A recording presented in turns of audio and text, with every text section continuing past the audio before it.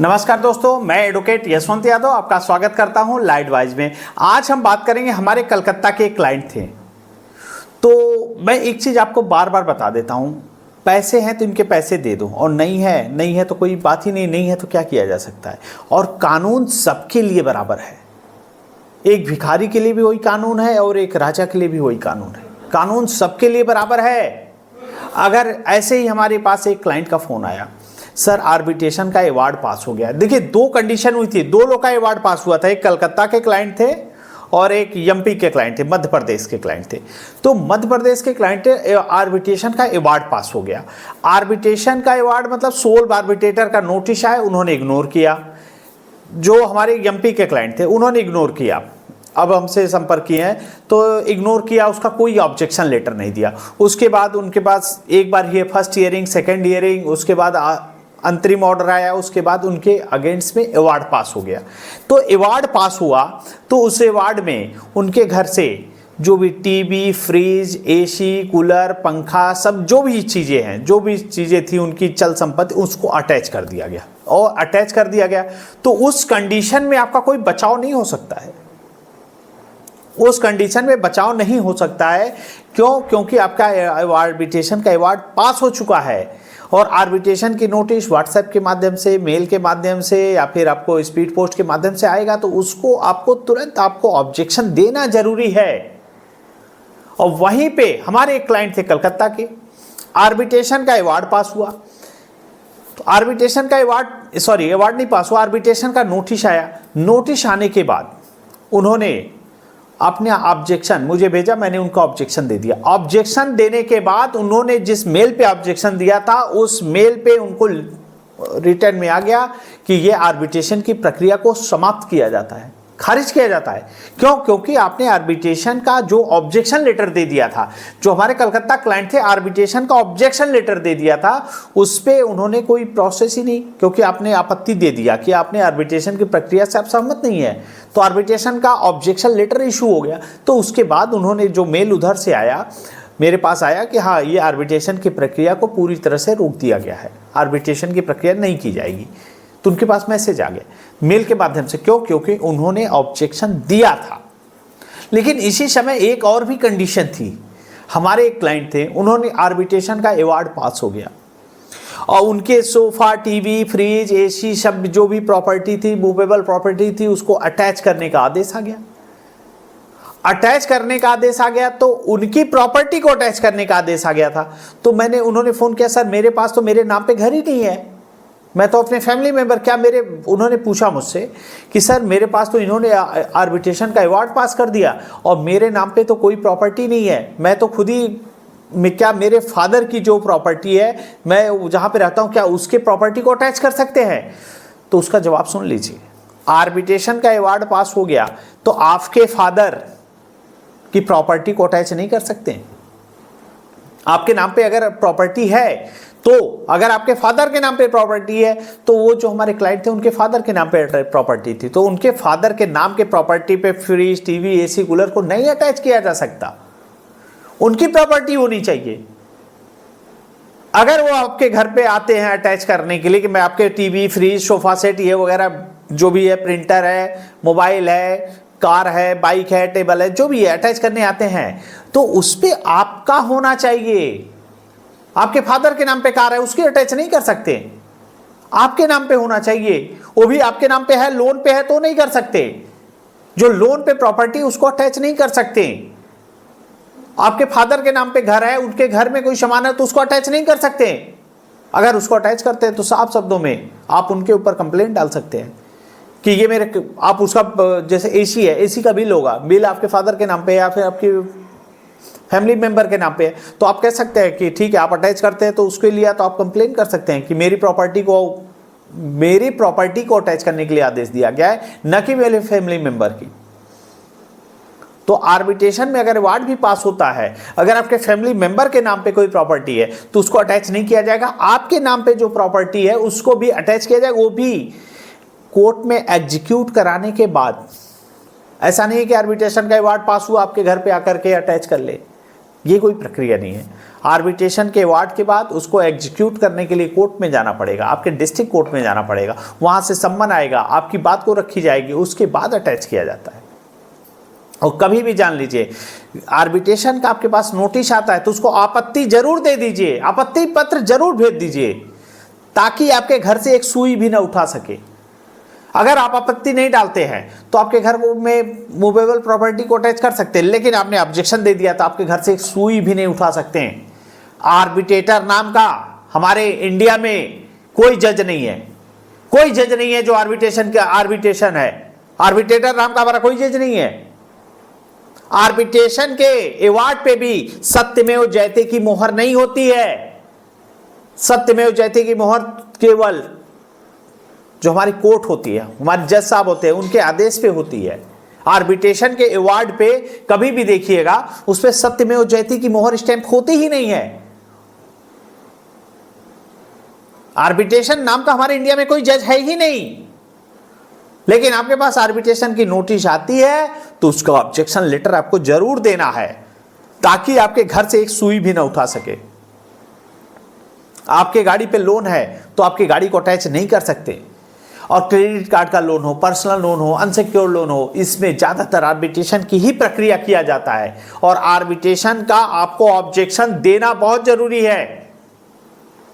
Arbitration का objection दे देते हैं तो आपके आर्बिट्रेशन की प्रक्रिया को रोका जा सकता है। अगर एक कोर्ट में जाएंगे एग्जीक्यूट कराने के लिए, उस पर भी आपको आपत्ति दे सकते हैं। सुप्रीम कोर्ट का माननीय सुप्रीम कोर्ट का आदेश की कॉपी है, आदेश की कॉपी मैं आपको प्रोवाइड करा दूंगा कि आर्बिट्रेशन का ऑब्जेक्शन के लिए आपने जो सुप्रीम कोर्ट का आदेश आया हुआ है उस आदेश की कॉपी को भी दे दूंगा। लेकिन कभी भी एक लोन के लिए दूसरा, दूसरे के लिए तीसरा, तीसरे के लिए चौथा, चौथे के लिए पांचवा, ऐसा लोन लेकर के लोन के दलदल में मत फंसिए। स्टॉप लॉस, रुक जाइए, रुक जाइए। क्यों ऐसा कर रहे हैं? एक लोन की ईएमआई चुकाने के लिए दूसरा लोन, दूसरे की ईएमआई चुकाने के लिए तीसरा, तीसरे लोन की ईएमआई चुकाने चौथा, क्यों कर रहे हैं? क्यों कर रहे हैं? क्या जरूरत है? स्टॉप लॉस, रुक जाइए। अभी तो एक लोन में फंसे हुए हैं, 10 लोन में फंसेंगे। अभी एक आर्बिट्रेशन की प्रक्रिया और ये 10 की होगी, 10 जगह ऑब्जेक्शन देना पड़ेगा। कोई भी दिक्कत हो, समस्या हो, परेशानी हो तो कभी भी किसी एक्सपर्ट एडवोकेट से सलाह लें जो आपको इससे निकाल सके।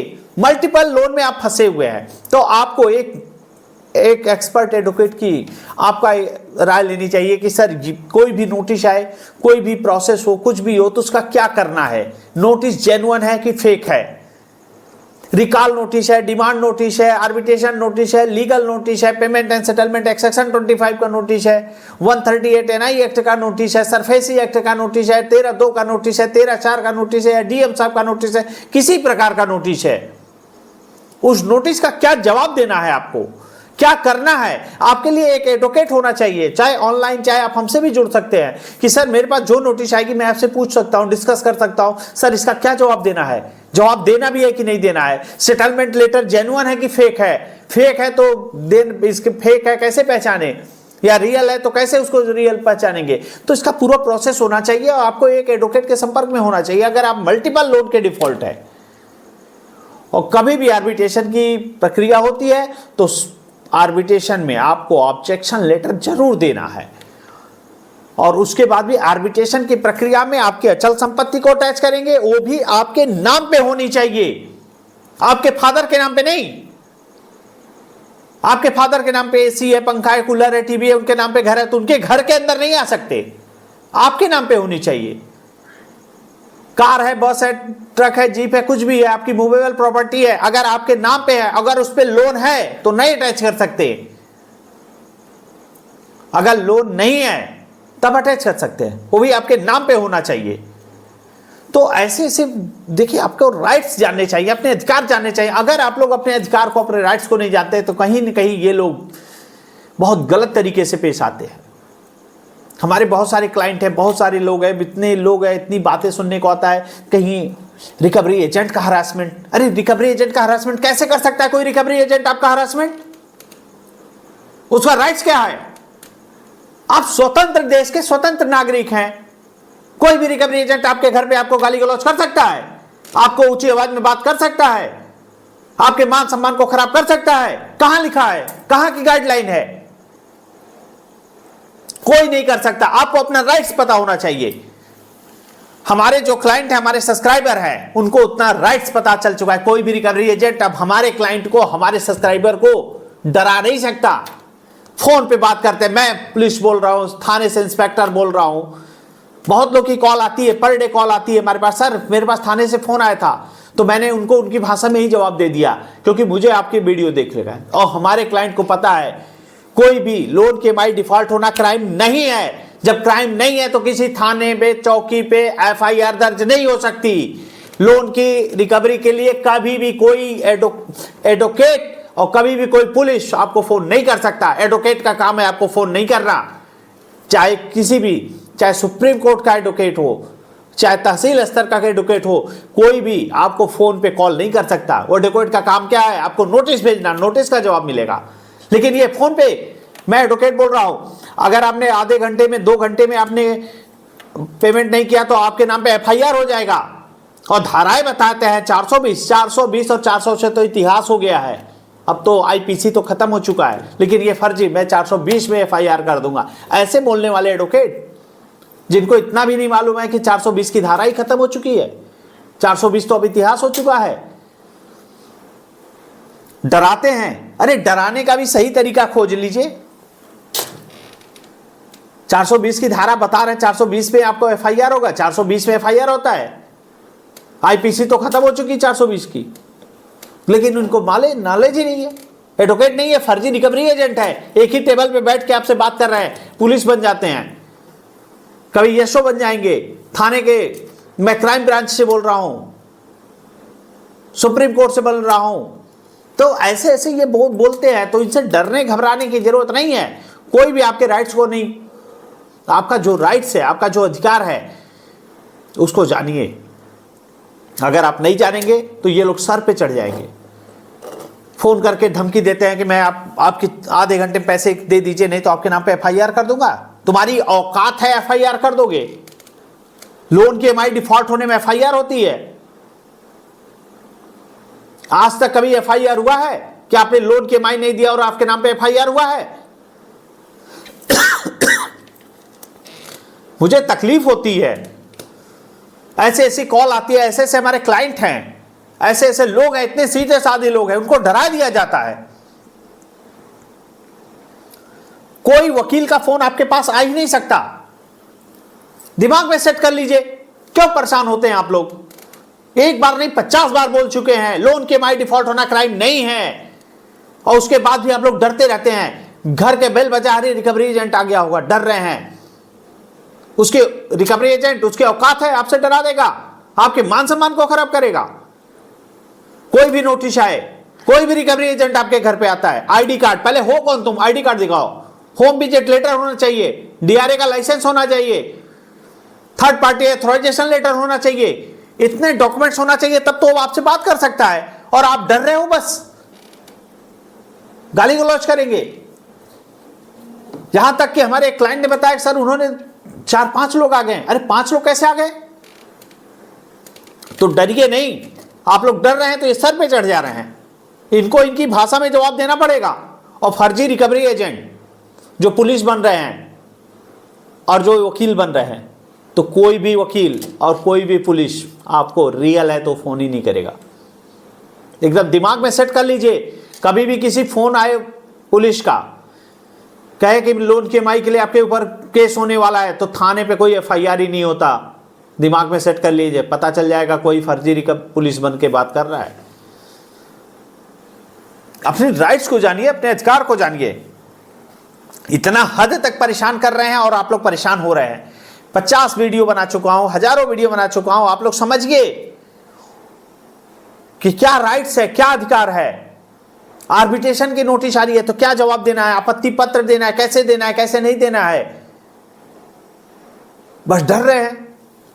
फोन आता है 50, एक दिन में 50 फोन करेंगे, सर रिकवरी एजेंट आ गया। अरे रिकवरी एजेंट आ गया तो क्या, जो मैंने बता रखा है उसको पूछिए। ID card, home visit letter, DRA का लाइसेंस है तो बात करिए, नहीं है तो निकल भाग। कैसे घर पे आ गया? बिना ID कार्ड के घर पे आ जाओगे? तो फर्जियों को समझिए। जेन्युइन होगा तो ID कार्ड लेके आएगा, होम विजिट लेटर होगा, डीआरए का लाइसेंस होगा, वो आपसे तमीज से बात करेगा। नहीं तो ये गाली गलौज करते हैं, ऊंची आवाज में बात करते हैं, आपके मान सम्मान को खराब करते हैं, आपके अड़ोस पड़ोस में बात करते हैं। हद तो तब हो जाती है कि आपके रिश्तेदारों को फोन करके कहते हैं कि आपके नंबर को दिया गया है और ये गारंटर है, आपने लोन में इनके गारंटर हैं, आपको पैसा देना पड़ेगा। जो किसी को जानते तक नहीं उनको भी नाम बता के बता दे रहे हैं कि फैमिली मेंबर को, कि आपके रिश्तेदारों को, दूर के रिश्तेदार जिसको आप कभी जानते नहीं हो, आपके मोबाइल को हैक करके, आपके कॉन्टैक्ट लिस्ट को कॉपी करके फर्जी तरीके से फोन कर रहे हैं और आप लोग डर रहे हो। तो डरे घबराए नहीं, डरे घबराए नहीं, अपने राइट्स को जाने, अपने अधिकार को जाने। और कोई दिक्कत हो, समस्या हो, परेशानी हो, हमारा नंबर है, आप हमसे संपर्क कर सकते हैं। किसी भी प्रकार की कोई नोटिस हो, कोई भी दिक्कत हो, समस्या हो, परेशानी हो तो आप हम संपर्क कर सकते हैं। और सैटरडे को, शनिवार को मैं अपने फैमिली मेंबर के लिए, जो हमारे ज्वाइन बटन जो सब्सक्राइब कर रखा है, ज्वाइन बटन है, आप उसको सब्सक्राइब करेंगे, ज्वाइन बटन को लिंक करेंगे, उसके बाद हमारी जो वीडियो आएगी सैटरडे को, आपके राइट्स को, आपके अधिकार को, आपका क्या राइट्स है, उसे पूरी तरह से विस्तार से मैं बता दूंगा कि क्या होता है आपका राइट्स। और कोई भी दिक्कत हो, समस्या हो, परेशानी हो, recall notice, demand notice, arbitration notice, payment and settlement act section 25 का नोटिस या 138 एनआई एक्ट का नोटिस हो, सेम डे बेल हो जाती है। मैं आपको एडवोकेट प्रोवाइड करा दूंगा, बेल करा दूंगा। किसी प्रकार की कोई दिक्कत, समस्या, परेशानी हो तो आप हमसे संपर्क कर सकते हैं। मैं अपनी बातों को यहीं समाप्त करता हूं। जय हिंद, जय भारत, नमस्कार।